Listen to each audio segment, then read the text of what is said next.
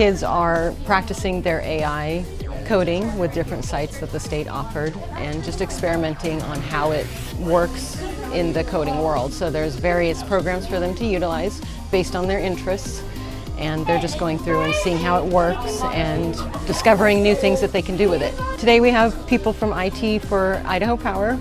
Tomorrow we have people from Micron, and the next day we have some people from the state STEM coming as well. So just to walk around and help kids, get them interested, and just maybe help them explore something that they might be scared to try. We're using a bunch of websites that include AI and programming and coding.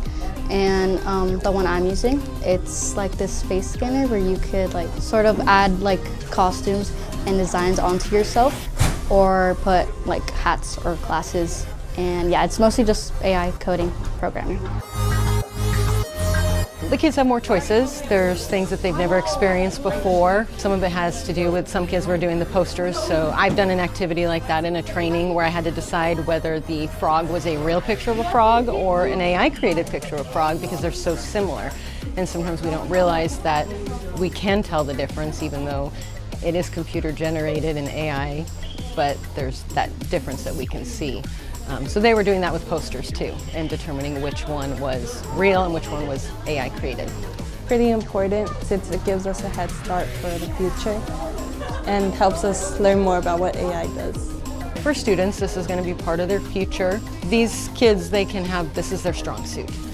They may not know it, they might be scared of it, and I have kids that will be scared to take web design or a coding class, and within a day or two, they're so proud of themselves in being able to do it. Some kids might not like PE, but they have to take PE, but then they find this and this is their passion, and it kind of turns into what they end up pursuing in the future. Yeah, I feel like it is just like a crucial thing to know, and I feel like it's better to learn like earlier on. Obviously, like some coding can be pretty boring, but the way Mr. Paula like includes like games and stuff like that, it makes it fun and easier to learn because it actually makes you want to do it and you actually want to learn about it.